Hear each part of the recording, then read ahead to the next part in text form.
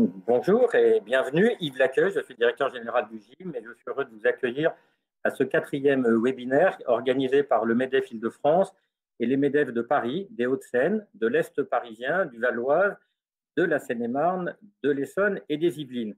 Heureux surtout d'accueillir pour la quatrième fois notre direct, Monsieur Gaëtan Rudan. Merci d'avoir accepté d'être avec nous.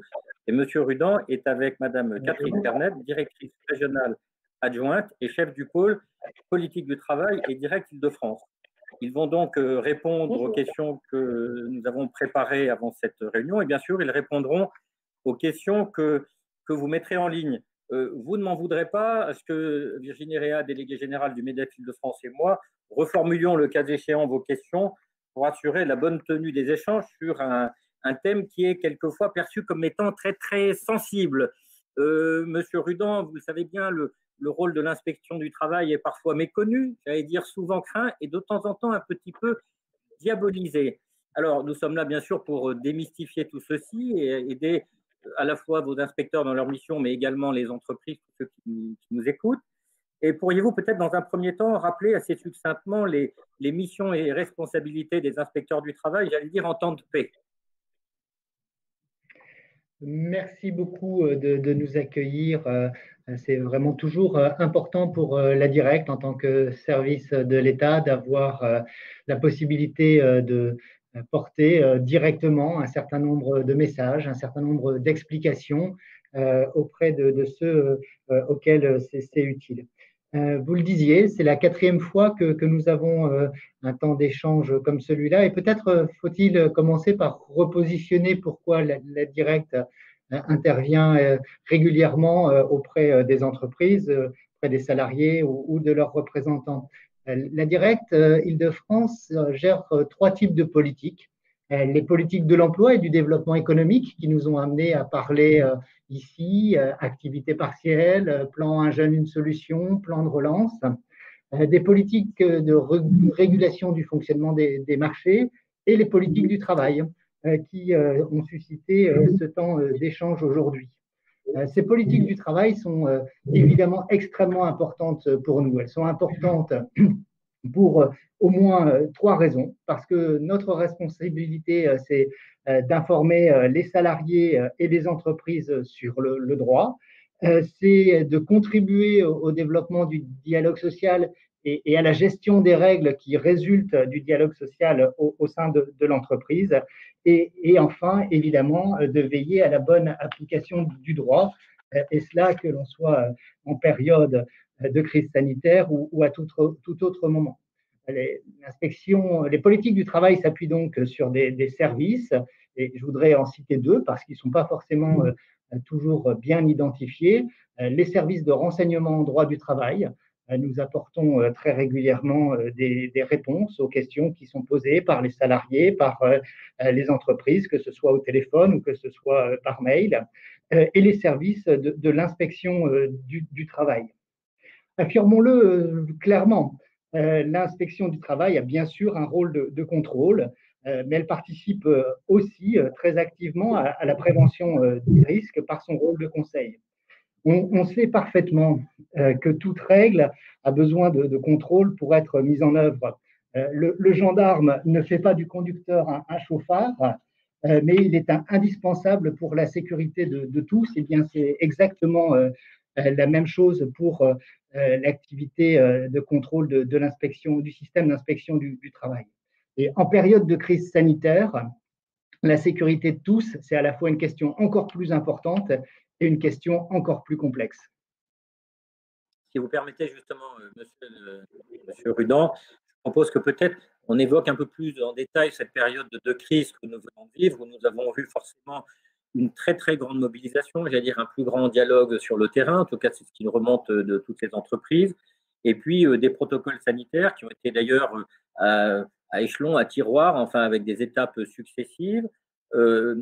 Nous avons vu finalement une très forte intervention, et c'était normal, une grande mobilisation des inspecteurs du travail. Est-ce qu'il y a quelques éléments, quelques retours que vous pouvez nous en faire? Moi, je me permettrai de vous en glisser, en tout cas, en ce qui concerne les industries de la branche que je représente, c'est qu'on a trouvé qu'il y avait un dialogue social sur le terrain de grande qualité, et des partenaires qui étaient très soucieux de trouver les meilleures solutions. Et je crois, enfin, je n'ai pas entendu parler de la moindre remontée de difficultés en Île-de-France spécifique, en tout cas dans le domaine dans lequel j'interviens, ce qui montre que cette régulation, cette information et puis ce contrôle s'est fait. Maintenant, on serait intéressé d'avoir votre retour, et puis peut-être que certains, par leurs questions, auront un éclairage un tout petit peu différent sur lequel on pourra s'arrêter. Bien volontiers. Une période de crise, c'est d'abord une période d'incertitude. Et la période que nous venons de traverser a été la convergence de très nombreuses incertitudes. Incertitude sur les risques sanitaires, donc incertitude et évolution progressive des règles qui sont à mettre en œuvre et à prendre en compte, incertitude sur la façon de les déployer de manière opérationnelle. Et dans une période d'incertitude, vous avez raison, le dialogue est évidemment une des clés. Et ce que l'on a pu constater, c'est que dans un certain nombre de cas, fort heureusement, ce dialogue se passait de façon nourrie dans les entreprises et nous-mêmes, avec les partenaires sociaux, que ce soit les représentants des employeurs ou que ce soit les représentants des salariés, on a tenu à entretenir un dialogue très régulier pour comprendre très concrètement quelles étaient les difficultés qui étaient rencontrées. Cette période d'incertitude a évidemment mobilisé les chefs d'entreprise pour prendre des dispositions, les représentants du personnel, parce que le rôle du dialogue social dans l'entreprise dans cette période est tout singulièrement de traiter de ces sujets. Elle a mobilisé aussi nos agents de contrôle qui ont été présents sur le terrain, qui sont intervenus. C'est notre façon de le qualifier très régulièrement pendant cette période. Peut-être un ou deux chiffres, peut-être, Catherine? Oui, oui, Oui, très bien. Globalement, donc sur l'année, alors, on comporte une période hors Covid, mais très courte, les 2 premiers mois de l'année. À peu près 31 700 interventions donc, du système d'inspection du travail dans les entreprises en Île-de-France. Et sur l'action spécifique Covid, portant uniquement sur le risque donc, de la prévention du risque Covid, nous avons eu plus de 4 700 interventions dans les entreprises, donc, qui ont donné lieu, dans la plupart des cas, donc, à un examen en fait, des mesures prises par l'employeur sur la base du protocole sanitaire, donc, qui effectivement est un ensemble de recommandations dans le cadre de l'obligation de sécurité de l'employeur. Et c'est passé notamment par l'examen du document unique d'évaluation du risque, donc, qui doit être mis à jour dans ce cadre-là. Et puis, donc, ce sont des lettres d'observation qui ont pu être transmises aux employeurs. Madame Pernette,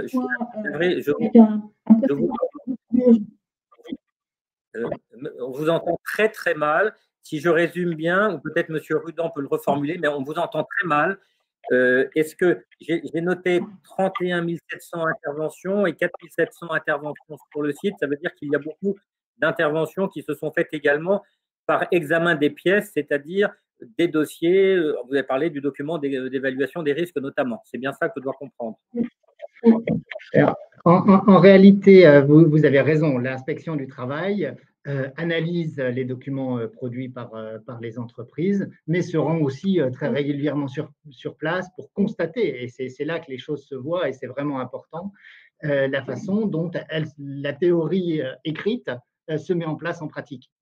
Les chiffres que donnait Mme Pernette à l'instant, un peu plus de 30 000 interventions sur tous les sujets, depuis le début de l'année, depuis la conduite du dialogue social jusqu'au risque de chute de hauteur, en passant bien sûr par la prévention du risque Covid dans cette période, et un peu plus de 4 000 interventions qui étaient ciblées sur ce sujet du risque Covid. Est-ce que sur ces 4 000 interventions, vous sauriez nous dire combien ont conduit à des réactions? Alors, ce serait peut-être d'ailleurs l'occasion de rappeler, j'allais dire, l'échelle de Richter de votre intervention, parce qu'il y a l'information et l'échange oral, bien sûr. Il y a quelquefois des observations, quelquefois ça va un petit peu plus loin. Alors, je demanderai à Madame Pernette peut-être de se rapprocher du micro parce qu'on vous a très, très mal entendu tout à l'heure. Voilà. Oui, alors la grande majorité des interventions ont donné lieu en fait donc à un échange entre l'employeur et l'inspection du travail, soit oral, soit par voie de messagerie, hein, parce que les contraintes sanitaires étaient aussi présentes pour nos services, soit par voie de rappel de la réglementation applicable dans le cadre d'une lettre d'observation.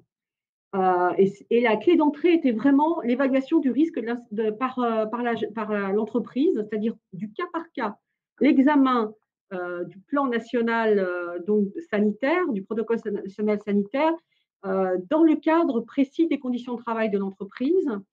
Alors, pour vous indiquer que dans des phases plus compliquées, nous avons été amenés à mettre en demeure l'entreprise de réaliser cette évaluation ou de prendre des mesures de prévention du risque Covid. Nous en avons donc notifié 18 pendant la première période de confinement. Nous en avons notifié 2 très récemment. Trois référés aussi ont été initiés par nos services sur des cas effectivement où la prise en compte du risque Covid n'était pas avérée. Et dans la grande majorité, on est effectivement sur un échange entre employeurs et inspection du travail sur les conditions effectives de prise en compte du risque dans l'entreprise. Très bien. Écoutez, merci pour ces chiffres. Je crois que c'est important de bien voir ce que c'est en face des 4700 interventions qui sont faites de façon très aléatoire et suivant vos critères, en fonction, j'imagine, des entreprises qui peuvent présenter des risques. 18 mises en demeure, j'allais dire, c'est 18 de trop parce qu'on aurait dû, bien entendu, dès les observations intervenir. Mais souvent, et c'est malheureusement votre rôle, et c'est quelquefois notre rôle à nous, on parle plus souvent des trains qui n'arrivent pas à l'heure que de tous les trains qui sont arrivés à l'heure. Et là, on voit l'écart important. Alors, je ne sais pas si je me tourne vers Virginie, est-ce qu'il y a des questions qui sont déjà arrivées sur ce thème-là ou pas? Assez peu. Moi, je trouve que. Je pense, si vous me le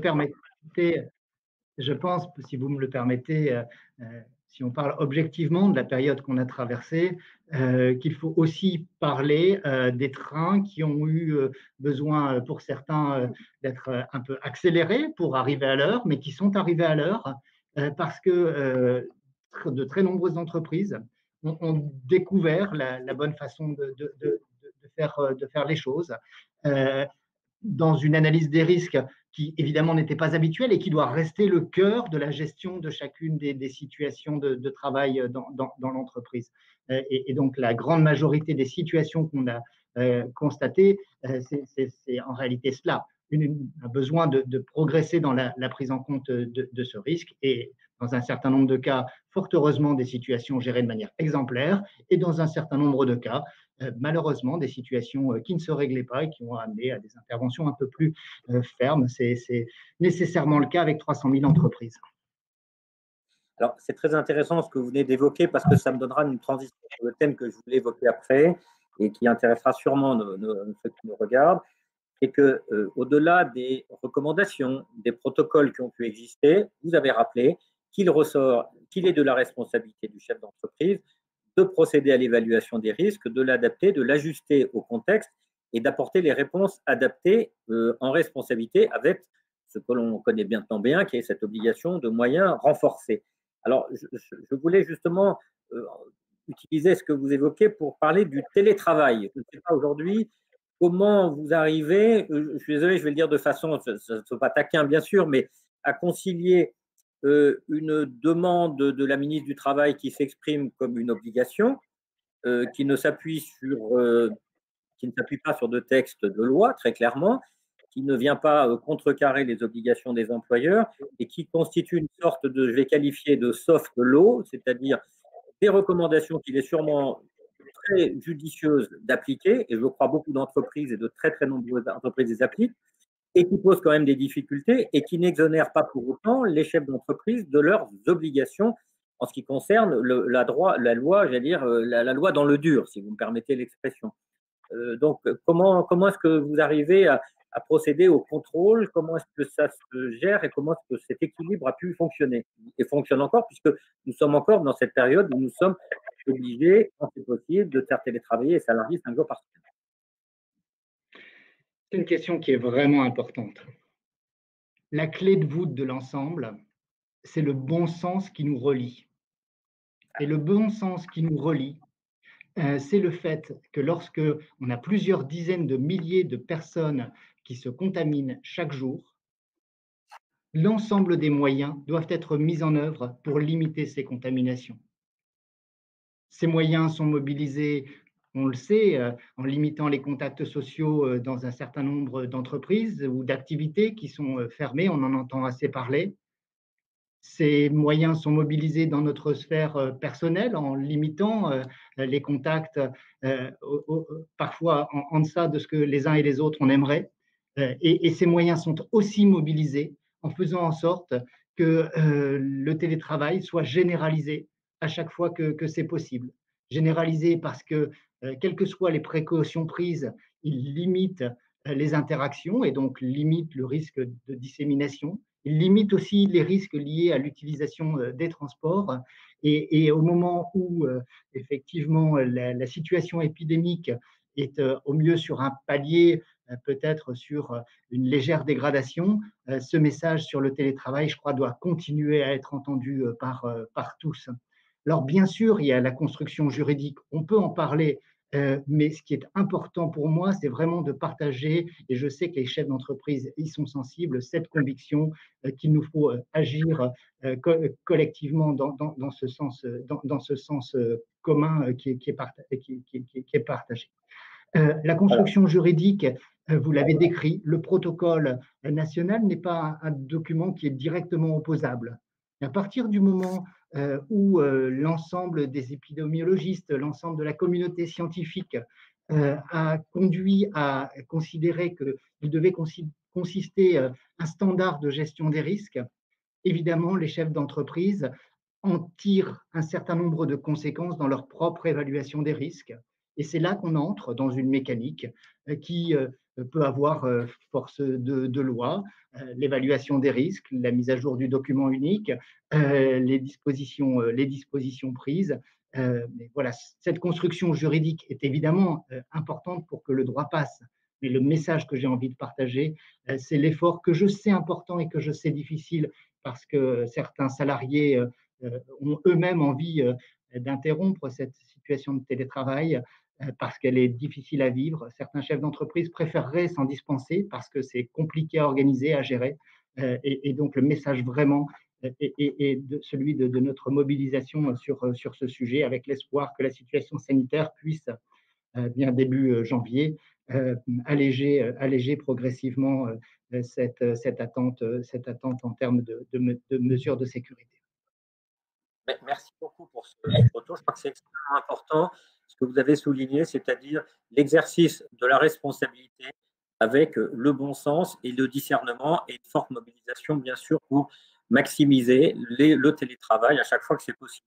Avec, vous en convenez, mais c'est là où le bon sens intervient, la difficulté entre les activités essentielles, quelquefois des activités de production, des activités de support, d'ailleurs, à une activité essentielle, et qui fait que progressivement, il s'agit pour le chef d'entreprise d'apporter le meilleur discernement possible. Je prendrai juste un exemple parmi nos adhérents. Vous avez des gens qui fabriquent des ascenseurs. Quand vous fabriquez des ascenseurs aussi, vous les maintenez et vous intervenez. Donc, il y a des personnes qui sont intervenues pour dépanner des ascenseurs dans des hôpitaux avec toutes les mesures sanitaires qui vont bien, des gens qui se sont abstenus de monter des ascenseurs pendant la période de confinement, et donc il y a eu des ajustements au fur et à mesure. Et je crois que c'est important, en tout cas, je voudrais peut-être vous poser une question dans ce registre-là, peut-être en lien avec un conseil que nous avons pu nous donner à nos adhérents, qui est le suivant, c'est que dans cette crise, nous sommes, vous l'avez dit, dans l'incertitude, nous ne savons pas, et ce que nous faisons, c'est qu'au fur et à mesure, nous apprenons de la situation et nous ajustons ce qui se fait. Et nous avons encouragé un certain nombre d'entreprises à tracer les mesures qui sont prises. Parce que, par exemple, dans le confinement du mois de mars, les entreprises ont continué de travailler alors qu'il n'y avait pas de masque, avec des distanciations. Le confinement a néanmoins produit ses effets. Et on voit bien qu'aujourd'hui, le masque est porté, c'est une généralité. Et donc, tracer des comportements, des pratiques me paraît assez essentiel, pas pour se prémunir à l'avenir et pas dans une logique purement juridique, mais peut-être pour aussi apprendre et montrer comment nous accumulons cette expérience. Alors, je ne sais pas comment vous réagissez vis-à-vis de ça, mais ça me paraît important parce que ça nous permet d'être très transparents avec les salariés d'accompagner la pédagogie par nature compliquée, parce que, comme vous l'avez dit, il y a des salariés qui veulent revenir et il y a des cas où on leur dit, eh bien, on est désolé, c'est non. Et puis, il y a des moments où les salariés disent, nous voudrions revenir, eh bien, on va leur dire, au regard de ce qui se passe, par exemple, tel jour et tel jour, c'est oui. Et puis, il y a aussi des cas où il y a des salariés qui disent, j'aimerais télétravailler, et on va leur dire, eh bien, nous sommes désolés, mais nous avons besoin de vous parce que vous intervenez, par exemple, sur des activités de production et nous avons besoin que vous soyez présents, quitte à adapter des horaires pour que, par exemple, les personnes en Île-de-France ne prennent pas les transports aux heures de pointe. Voilà. Je crois que c'est important. Est-ce que vous êtes d'accord avec cette idée qu'il y a beaucoup d'adaptations à faire et puis peut-être tracer un petit peu tout ça pour qu'on soit en mesure de documenter nos évolutions et nos progrès parce que peut-être que dans quelques années, nous aurons malheureusement un Covid-22, un Covid-23. Nous n'en savons strictement rien. D'abord, deux éléments. Vous avez raison de rappeler que l'exigence de télétravail s'applique aux activités qui sont télétravaillables et que cette appréciation doit être faite réellement au cas par cas, en fonction des situations de travail dont on parle, en fonction de l'activité de l'entreprise. Le Code du travail, mais c'est le sens commun que vous avez également rappelé, prévoit que cette évaluation des risques soit formalisée et transcrite dans un document qui est au cœur de la gestion des risques liés aux situations de travail, le document unique d'évaluation des risques professionnels. C'est un bon moyen de documenter les choses. C'est aussi un bon support pour le dialogue social qui doit s'exercer dans cette période-là. Les questions d'hygiène, de sécurité, plus largement de prévention, sont vraiment au cœur du dialogue social dans l'entreprise. Et si je voulais ajouter une seule idée à ce que vous venez d'indiquer, c'est qu'il est essentiel non seulement de documenter l'analyse de risque, les mesures prises, mais également de susciter et d'accompagner le dialogue autour de ces mesures. Merci de l'avoir dit.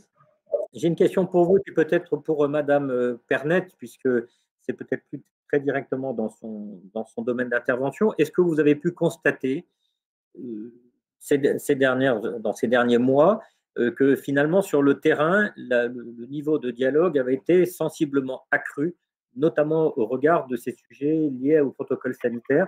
Est-ce que les inspecteurs du travail sur le terrain ont pu en quelque part vous le remonter?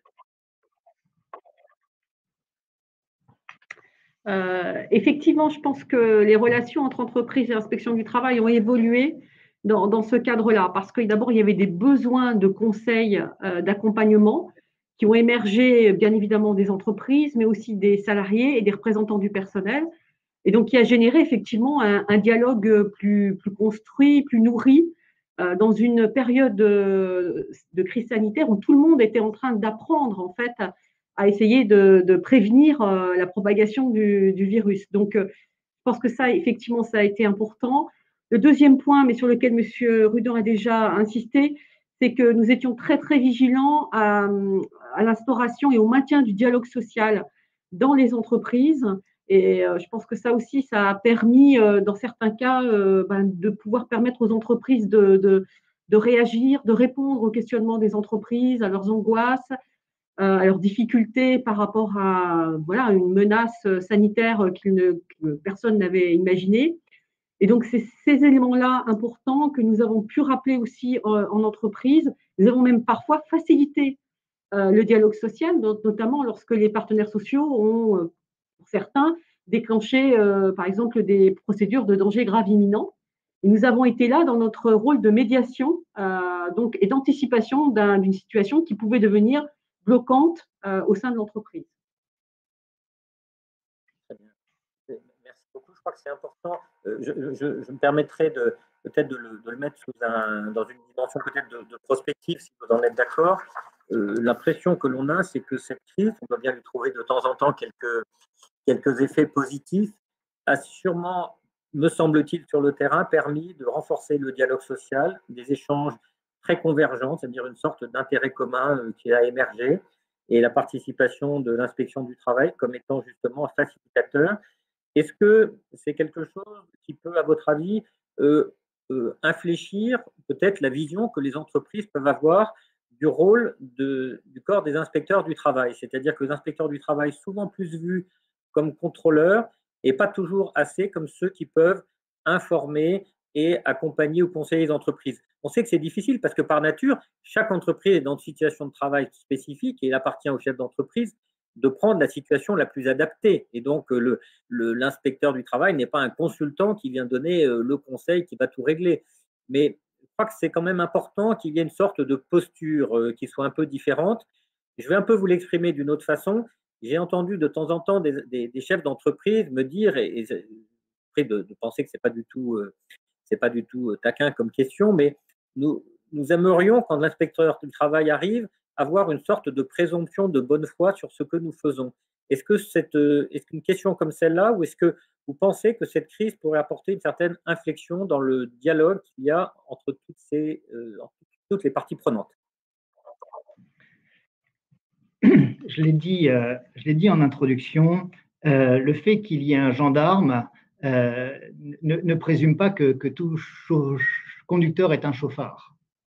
Et en réalité, fort heureusement, l'intervention des agents de contrôle permet très régulièrement d'améliorer des situations, que ce soit au plan technique ou que ce soit au plan de la conduite du dialogue, parce qu'on sait que la vie de l'entreprise est forcément parfois difficile, parfois simple. Elle traverse des épisodes de vie tout à fait variés.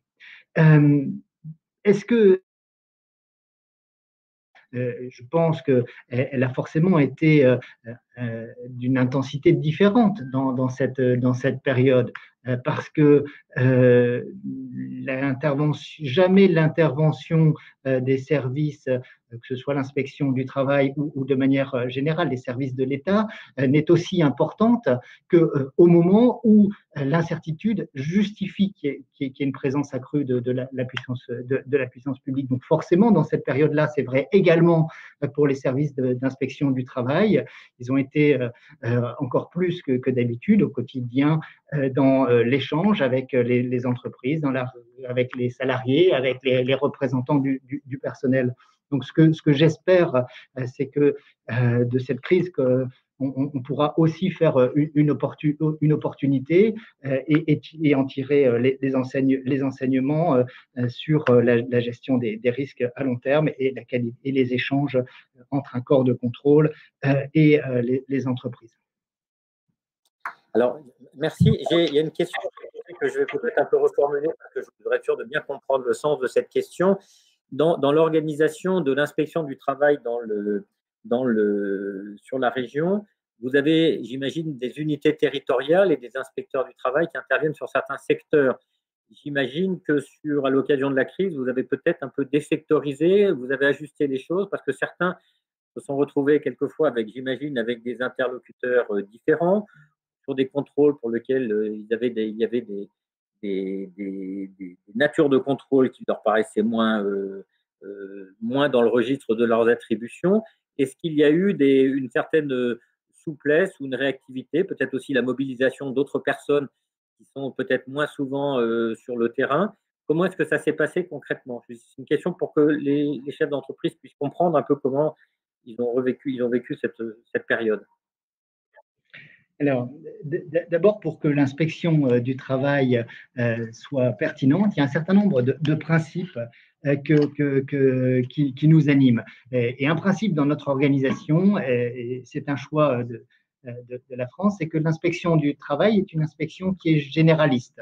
Les collègues inspecteurs du travail discutent avec les salariés, les représentants du personnel, les chefs d'entreprise, tout à la fois des questions d'organisation du travail, de temps de travail, de prévention des risques, de dialogue social. L'inspection du travail est par nature en France une inspection qui est généraliste et chaque agent de contrôle a un territoire qui est son territoire de compétences que dans notre jargon nous appelons la section. Et cette logique n'a pas changé pendant la crise.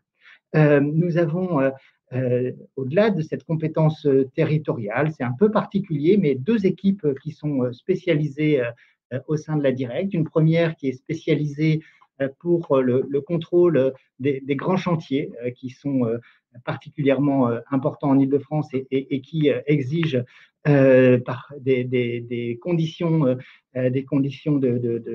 d'intervention, enfin de conduite tellement particulières que nous avons souhaité que quelques agents soient vraiment dédiés à ces grands chantiers, et puis le contrôle du travail illégal. Mais pour que cette inspection du travail, qui est généraliste, puisse être le plus pointue possible, nous avons des équipes techniques, d'ingénieurs pluridisciplinaires qui sont dédiés à apporter leur expertise quand, et ça a été le cas pendant cette crise sanitaire évidemment, quand il y a des questions qui sont techniquement très pointues parce qu'elles sont propres à une situation de travail donnée.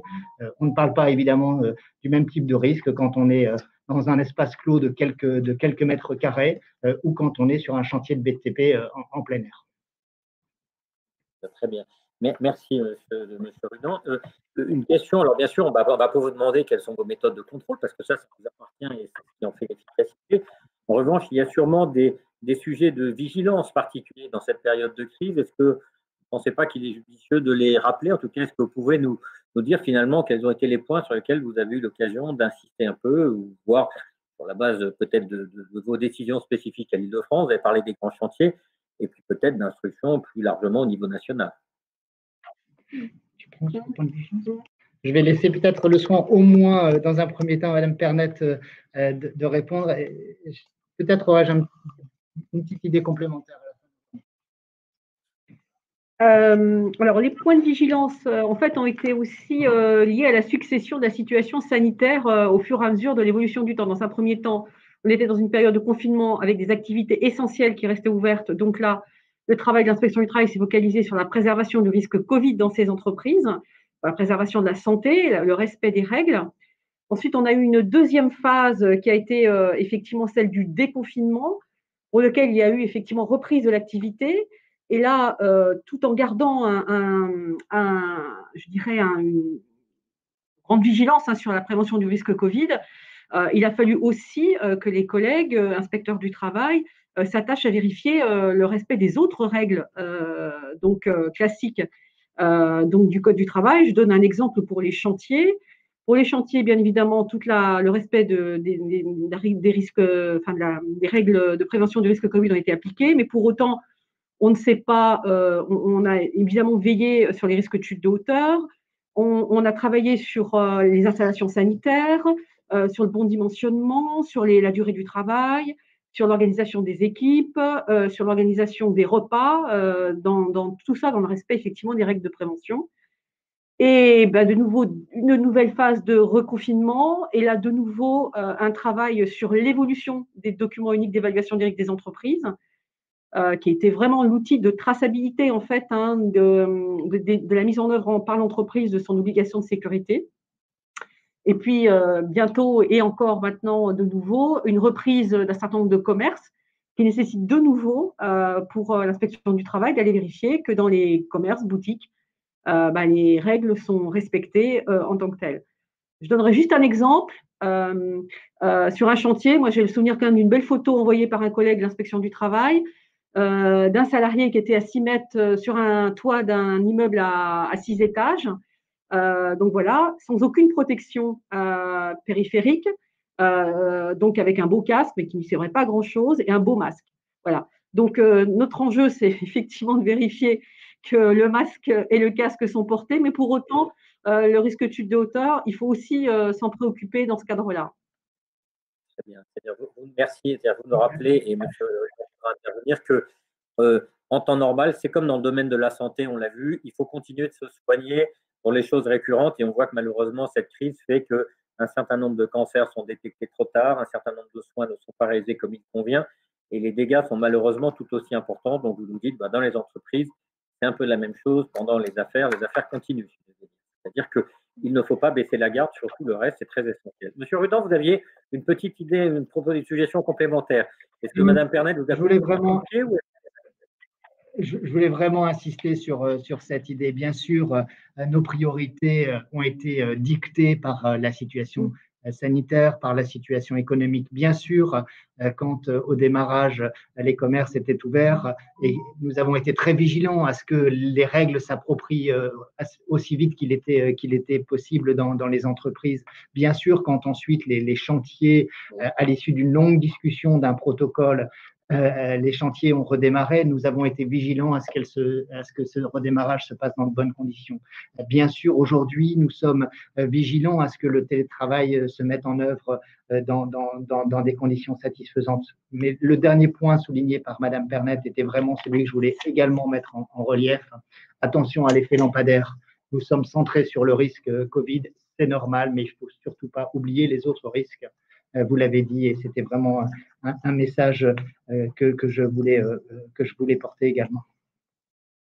Alors, merci. Monsieur Rubin, nous avons parmi les questions qui sont posées, une question qui est en lien avec ce que vous avez pu évoquer sur, j'ai appelé ça l'échelle de Richter de l'intervention, c'est-à-dire quand ça ne se passe pas très bien, j'imagine l'intervention orale sur place, la lettre d'observation, il peut y avoir une transmission au parquet. Comment est-ce que ça se passe? Il y a aussi des risques en termes d'amende dans d'autres domaines. Est-ce que vous pouvez juste peut-être rappeler un petit peu la gradation finalement et puis les risques donc pour le chef d'entreprise et les possibilités de recours, bien sûr? Avant de céder la parole à Madame Pernet pour qu'elle puisse vous décrire les différentes suites possibles, qu'elles soient administratives ou pour certains cas pénales, ce que je veux surtout dire, c'est que la pire des suites est celle que l'on cherche tous à éviter. C'est celle où une situation mal gérée conduit à un risque qui se réalise. Et c'est vraiment ça. La pire des situations est celle que nous cherchons donc à éviter et donc la plus mauvaise des suites. Pour autant, il existe aussi des suites à contrôle. Peut-être, Catherine, peux-tu nous les rappeler? Alors, effectivement, dans l'échelle, donc la première, c'est la lettre d'observation. Donc, en fait, c'est l'inspecteur du travail, pardon, qui, dans le cadre d'une visite, fait un certain nombre de constats précis dans l'entreprise sur des situations de non-conformité au Code du travail, les rappelle et demande à l'employeur d'y remédier et surtout de lui répondre. Donc, si j'ai un conseil à donner aux entreprises, répondez à votre inspecteur du travail. La deuxième graduation, ce sont des mises en demeure. Alors, ça peut être des mises en demeure de faire, par exemple, une mise en demeure de mettre de l'eau chaude ou à température réglable dans les sanitaires. Ça peut être aussi des demandes de vérification qui peuvent être faites sur des équipements de travail ou des vérifications périodiques, par exemple l'électricité. Ensuite, il peut y avoir ce qu'on appelle des arrêts temporaires d'activité. Alors, ça existe depuis de nombreuses années sur les chantiers de BTP où quand l'inspecteur constate une situation de danger grave, vraiment, une situation où le salarié est dans un risque de chute de hauteur. Donc là, on arrête l'activité et on demande à l'employeur de remédier à la situation et l'inspecteur vient vérifier que ça a bien été fait. Et sur cette partie d'arrêt d'activité, elle a été étendue récemment aux équipements de travail qui sont dépourvus de protection et aux risques électriques. C'était très important. Voilà, il peut y avoir des mesures de retrait. Par exemple, un apprenti qui est dans une situation de danger peut être retiré de la situation de travail. Et ensuite, on est sur des solutions plutôt juridiques, judiciaires. Alors, on peut être sur un référé judiciaire, c'est-à-dire qu'on estime que la situation est telle qu'il faut saisir le juge des référés, arrêter l'activité et demander par voie de justice, en fait, la mise en place de solutions. Et puis, en dernière limite, je dirais que là, on est sur ce qu'on appelle le procès verbal, c'est-à-dire qu'on constate la situation donc est très grave. Alors, ça peut être soit une situation pour laquelle l'employeur n'a pas pris les mesures alors qu'elles ont été rappelées de manière régulière, soit par exemple à la suite d'un accident du travail mortel pour lequel la responsabilité de l'employeur peut être engagée. Et là, c'est un procès verbal qui est transmis au procureur de la République. C'est bien sûr le procureur de la République qui donne suite ou pas au procès verbal qui est transmis par l'administration. Et puis, effectivement, il y a une sanction financière qui a été introduite, ce qu'on appelle les sanctions administratives, ou dans certains domaines, sur proposition de l'inspecteur du travail, donc l'échelon régional de la directe notifie donc à l'employeur un certain nombre de sanctions. Ce sont des décisions qui sont motivés. Dans tous les cas, sur des décisions administratives, que ce soit des mises en demeure, des sanctions, etc., ce sont les recours classiques du droit administratif, c'est-à-dire recours gracieux, recours hiérarchique et recours contentieux devant le tribunal administratif. Merci, Madame Pernet. Je crois que c'est important de rappeler ça. Et ce que l'on retient, bien sûr, c'est que quand il y a une manifestation, quelle qu'elle soit, que ce soit une lettre d'observation, c'est répondre, enfin agir, réagir et répondre, bien sûr, avec je reprends peut-être cette anecdote. À mon premier poste de DRH, j'ai eu un DG qui m'envoie, en l'occurrence, je travaille dans un groupe de construction, qui m'a dit allez à tel endroit et rappelez-vous qu'il y a 2 façons d'éteindre un incendie, entre le pouce et l'index ou avec 12 camions échelles, c'est vous qui choisissez. Ça m'a toujours été très utile et ça revient un petit peu à ce que vous évoquez. J'ai une question que je voudrais évoquer avec vous qui a trait aux personnes qui ont été touchées du Covid et qui n'ont pas pu travailler en entreprise, puisqu'il y a, dans un certain nombre de cas, des situations de reconnaissance de maladies professionnelles. Alors, elles ont été assez bien précisées, ou j'allais dire reprécisées récemment. Certaines entreprises peuvent s'inquiéter, en tout cas la question est posée, d'un risque de responsabilité en action inexcusable de l'employeur à cause de ce genre de maladie. Est-ce que vous pensez que c'est un sujet? Est-ce que vous en avez eu? Est-ce que vous en avez des traces? Ou est-ce qu'il s'agit finalement plus de une reconnaissance de maladie professionnelle qui a pour effet surtout d'accompagner la personne qui en a été la victime, au-delà de la recherche de responsabilité? Est-ce que vous savez nous éclairer un petit peu sur ce point? Pour l'heure, la question de la reconnaissance des maladies professionnelles dans ce contexte-là est quand même très, très circonscrite. Et donc, quand vous posez la question de la responsabilité, elle doit plutôt s'analyser dans la règle générale d'exercice de la responsabilité de l'entreprise et de l'employeur. Ça a été un débat très récurrent au début de cette période que de comprendre quelle était la responsabilité des employeurs. Et je pense que ce n'est pas forcément inutile de la reclarifier une nouvelle fois.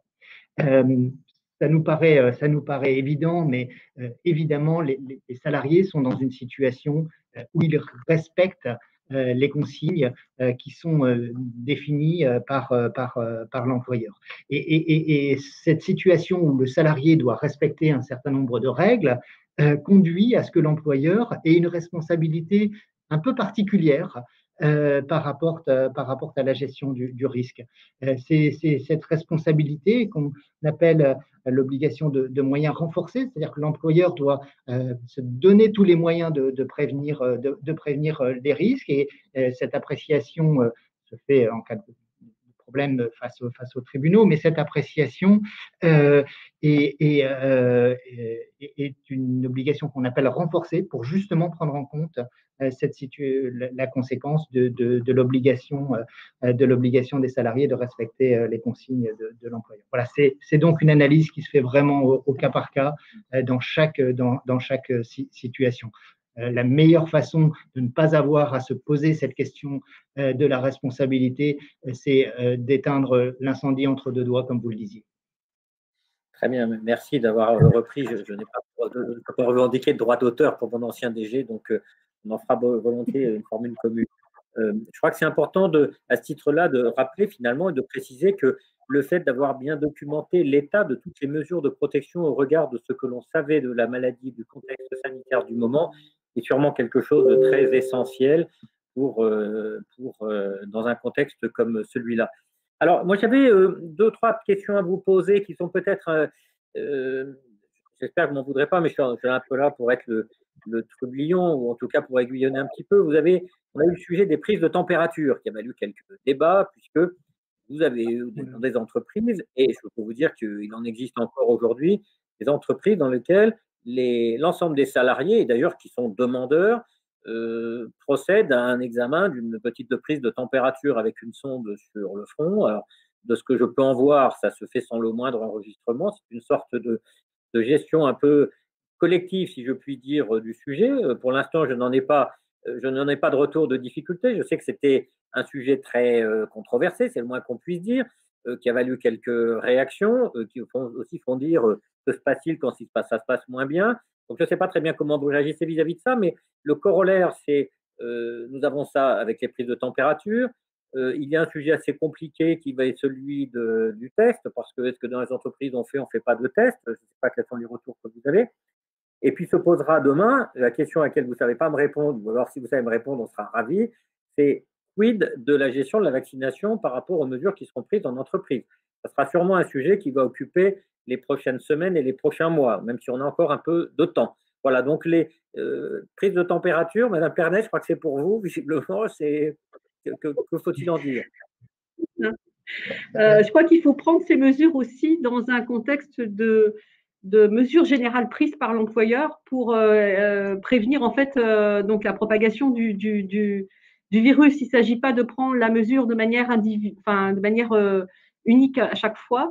Donc ça fait partie de l'ensemble des mesures que peut prendre un employeur. Alors un employeur peut effectivement organiser un contrôle de la température des personnes qui entrent dans leur site, mais donc avec un certain nombre de règles précises. D'abord, il ne peut pas faire d'enregistrement automatisé ni de registre papier de cette prise de température.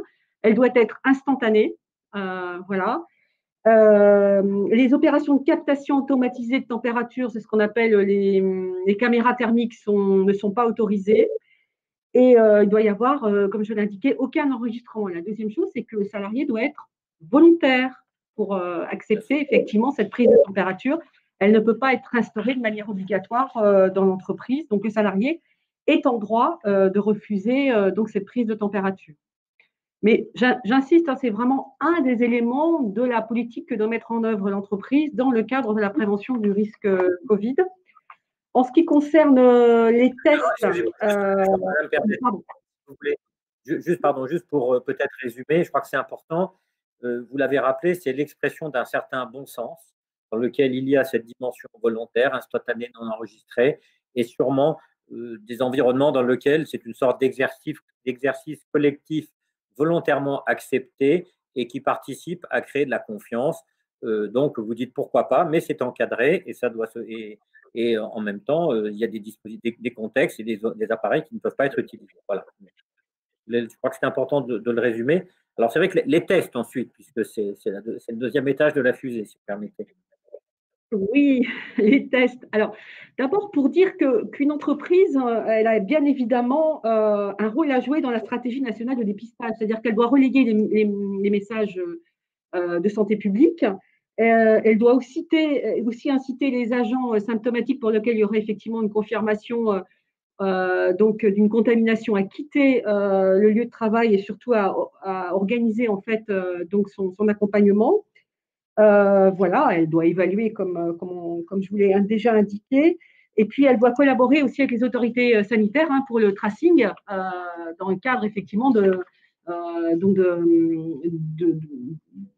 d'opérations en fait visant à freiner donc la propagation du virus. Et dans ce cadre-là, ils peuvent effectivement proposer des tests de la même façon à des salariés qui sont volontaires.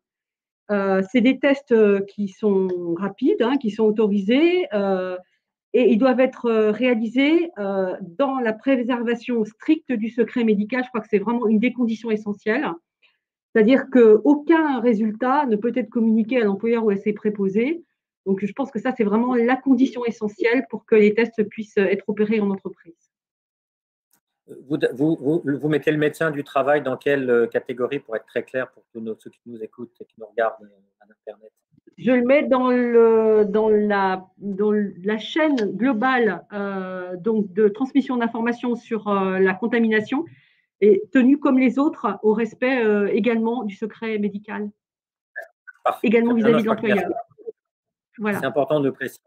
Donc, la question que pose d'ailleurs quelqu'un sur le chat, c'est de retour des vacances de Noël. On peut imaginer que certains aient, en matière de contact, fait quelques, je dirais peut-être pas des excès comme on dit, mais en tout cas, ce soit un petit peu baissé la garde. Et donc, la recommandation pour des personnes qui, dans certains environnements de travail, même si toutes les mesures de précaution sont prises, pourrait être de suggérer, sans que ce soit obligatoire si j'ai bien compris, mais de suggérer que des tests soient faits au retour, à la reprise en janvier. Ce n'est pas forcément absurde. ça peut participer de mesures de prévention dans les conditions qu'a rappelé Madame Pernet à l'instant. Et il y a vraiment deux messages que j'ai envie de partager parce qu'une nouvelle fois, il faut qu'on ne perde pas nos repères dans cette période. Le premier message, c'est que cet effort de prévention, il doit être partagé. C'est évident, mais c'est toujours essentiel de le rappeler. Et puis le deuxième message, c'est qu'on touche, même si on est évidemment tous soucieux de maîtriser le risque Covid, on touche à des informations qui sont d'ordre médical, à des pratiques qui sont d'ordre médical.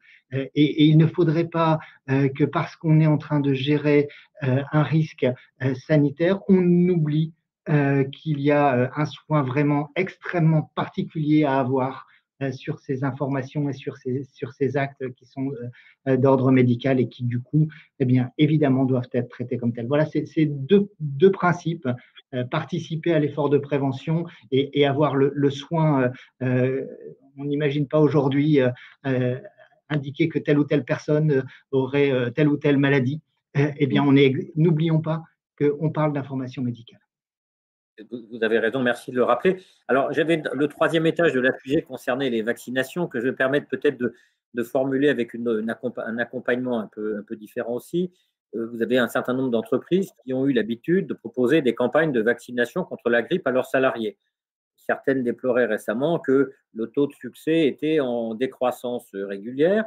Cela étant, on s'est retrouvé cette année dans une situation où les entreprises n'ont généralement pas eu la possibilité de le faire, tout simplement parce que les vaccins n'étaient pas disponibles. Donc, de quoi s'agissait-il? Un médecin du travail ou une infirmière d'un service de santé au travail qui vient passer quelques instants dans une entreprise et qui procède à ceux qui se sont inscrits à l'avance directement auprès de cette personne pour venir se faire vacciner. Une mesure d'hygiène paraît pas tout à fait absurde, même si je dirais même que là, je prends un propos un peu plus personnel. Je pense qu'on a beaucoup critiqué les mesures hygiénistes, c'est une façon, vous savez, de déconsidérer avec des termes comme ça. Je crois que les mesures d'hygiène ont quand même un certain sens. On voit qu'aujourd'hui, le simple fait de porter les masques, de ne pas se saluer, de prendre des gels hydroalcooliques, se laver souvent les mains, a fait que les grippes, gastro et autres bronchiolites sont quand même en extinction très forte cette année, au moins de ses bénéfices. Pour ce qui concerne donc ce vaccin, on voit bien que surtout les vaccins qui doivent être stockés à moins 80 degrés ne sont pas du registre de l'entreprise. Néanmoins, va se poser la question de l'utilisation et quid au moment où le vaccin sera largement disponible pour nos concitoyens des mesures qui existeront en entreprise. J'imagine, mais c'est plutôt peut-être pour en parler, que nous serions en situation moins d'urgence, moins de pandémie, donc nous serons de retour à la normale. Se posera quand même la question de se dire comment est-ce que tout ceci doit vivre pour que de façon plus durable, on assure la bonne sécurité, cette obligation de moyens renforcés que vous avez rappelée. Donc, comment est-ce que vous pouvez déjà nous en dire un mot ou est-ce que c'est trop tôt? Alors, vous l'avez un peu anticipé, le temps n'est pas encore complètement venu pour pouvoir préciser cela de manière opérationnelle. Laissons l'Agence européenne du médicament finir son expertise, la Commission européenne délivrer les autorisations de mise sur le marché, la stratégie de vaccination se mettre en place. Néanmoins, vous avez pris un exemple à titre de comparaison qui me paraît pas du tout déraisonnable. Il n'est pas exclu, en tout cas pas déraisonnable de penser que les choses pourraient globalement se situer dans la relation avec l'entreprise, comme les campagnes de vaccination préventive pour la grippe se situent dans la relation avec l'entreprise. Voilà, donc laissons le temps, même si on aimerait tous voir ces vaccins d'ores et déjà efficaces et généralisés, laissons quand même encore un peu de temps. Très bien, mais rassurez-nous, Monsieur Rudan, vous êtes quand même déjà en train d'y travailler, de préparer tout ça. Vous êtes un petit peu impliqué, on imagine. En tout cas, on va se le bien sûr, et notamment la Direction générale du travail est très mobilisée sur ces questions depuis le démarrage de cette crise sanitaire. Il y a eu une interaction extrêmement nourrie entre la Direction générale de la santé, qui était évidemment au premier plan sur ces questions, mais également un dialogue avec la Direction générale du travail. Il n'y a pas eu de préconisation, de fiches techniques, de fiches métiers, de protocoles qui n'aient été complètement partagés parce qu'on ne peut avoir qu'une seule approche et elle doit être globale. Bien. Monsieur Rudan, je m'aperçois qu'il est 14h56 et qu'il est donc, nous devons normalement, j'allais dire, rendre l'antenne dans 4 minutes. En fait, je vous laisserai le mot de la fin si vous en êtes d'accord, mais je ferai le mien, si vous permettez. Je retiens de ce que nous avons évoqué la mobilisation de tous les acteurs, leur capacité à bien se parler, se faire comprendre, se répondre, dialoguer et contribuer au dialogue sur le terrain que l'on a vu pour manifester cette responsabilité, exercer pour les employeurs dans les meilleures conditions possibles cette obligation de moyens renforcée de la façon la plus éclairée et responsable. Et puis, vous avez utilisé un mot auquel nous sommes très attachés, ne pas oublier de mettre dans un environnement aussi complexe du bon sens et aussi incertain, du bon sens et du discernement. Voilà, je crois que c'est important. Et avec l'anticipation de mon pouce et de l'index, pour reprendre en dernière expression ce que j'ai repris tout à l'heure et qui avait l'air de ne pas vous déplaire. Voilà. Monsieur Rudan, il me reste bien sûr à vous remercier et en vous remerciant de vous laisser peut-être le mot de la fin. Bien, puisque le thème de notre échange était aujourd'hui celui du positionnement de l'inspection du travail en temps de crise, j'ai envie de retourner un peu la question pour cette conclusion. Alors bien sûr, je suis fier du travail de nos équipes pour améliorer cette situation sanitaire, mais j'ai surtout envie de dire que l'essentiel du travail, je sais qu'il est fait, qu'il doit continuer à être fait dans les entreprises, parce que c'est là que se construisent les mesures de prévention, parce que c'est là que se construit le dialogue, que ce soit dans le dialogue social ou dans le formel ou dans les instances ou dans le dialogue social au quotidien, y compris avec les salariés. Et c'est vraiment là qu'est l'enjeu, la façon dont les entreprises se mobilisent. Et je sais que c'est particulièrement partagé des auditeurs de ce webinaire. Donc un grand merci de l'avoir organisé. Écoutez, merci donc Monsieur Pernet, Madame Pernet, merci Monsieur Rudan, merci à toutes les équipes du MEDEF d'avoir permis l'organisation de ce webinaire qui, me semble-t-il, doit être le dernier de l'année. Donc, on va tous se souhaiter de bonnes fêtes de fin d'année.